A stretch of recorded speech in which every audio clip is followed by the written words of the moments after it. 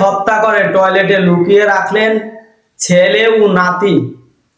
নাটোর সিংড়ায় উপজেলায় পারিবারিক বিরোধের জেরে বড় ছেলের পক্ষ নেওয়ায় 75 বয়সী মা মারিয়া বেগমকে গলা টিপে হত্যা করে মরদেহ বস্তাবন্দি করে টয়লেটে লুকিয়ে রাখার অভিযোগে ছেলে জয়নাব আলী ও তার ছেলে আলামিনকে গ্রেফতার করেছে পুলিশ। সিংড়া থানা পুলিশ চাঞ্চল্যকর এই হত্যার রহস্য উদ্ঘাটন করে বুধবার 10 জুন দুপুর 12টার দিকে সিংড়া থানা আয়োজিত প্রেস ব্রিফিং এ বিস্তারিত তথ্য জানান নাটোর পুলিশ সুপার মোহাম্মদ শরীফুল।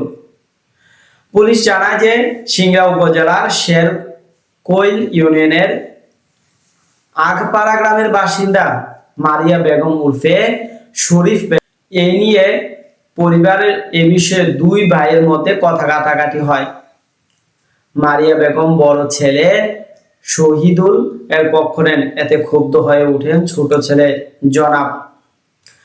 ছেলে আলী পুলিশ সুপার মোহাম্মদ শফিকুল ইসলাম জানান যে বিরোধের পর ঘটনার দিন রাত 9টার দিকে জনাব আলী তার মাকে গলা টিপে হত্যা করে। হত্যার পর ঘটনাটি গোপন করে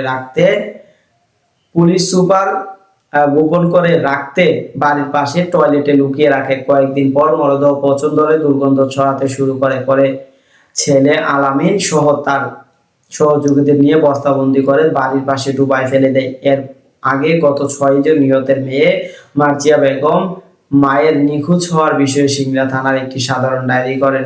পরে 9 জুন উপজেলার আগপাড়া এলাকা থেকে বস্তাবন্দি মরদেহ মারিয়া বেগমের অর্ধগলিত মরদেহ উদ্ধার করে পুলিশ। মরদেহ উদ্ধারের পর নিহতের ছেলে জনাব আলী জিজ্ঞাসাবাদের জন্য থানায় নেওয়া হয়। জিজ্ঞাসাবাদের এক পর্যায়ে তিনি হত্যার কথা স্বীকার করেন এবং পুলিশ সুপারকে জানান। তাদের দেওয়া তথ্যের ভিত্তিতে জড়িত থাকার অভিযোগে আলামিনকে গ্রেফতার করা হয়। প্রেস ব্রিফিং এ পুলিশ সুপার মোহাম্মদ শরীফুল ইসলাম বলেন যে পারিবারিক বিরোধের জেরে এই হত্যাকাণ্ডের ঘটনাটি ঘটেছে। হত্যার পর মরদেহ গোপন করার চেষ্টা করেছে। তদন্ত ঘটনার রহস্য উদ্ঘাটন হয়েছে এবং জড়িতদের বিরুদ্ধে আইনগত ব্যবস্থা গ্রহণ করা হচ্ছে। সিংড়া থানা ভারপ্রাপ্ত কর্মকর্তা রফিকুল ইসলাম বলেন যে এই ঘটনায় নিহতের মেয়ে মার্জিয়া বেগমের বাদী হয়ে সিংড়া থানায় একটি হত্যা মামলা দায়ের করেছেন এবং গ্রেফতারকৃতদের আসামিদের আদালতের মাধ্যমে কারাগারে পাঠানো হয়েছে। দর্শক সাবস্ক্রাইব করবেন, লাইক করবেন এবং কমেন্ট করতে ভুলবেন না।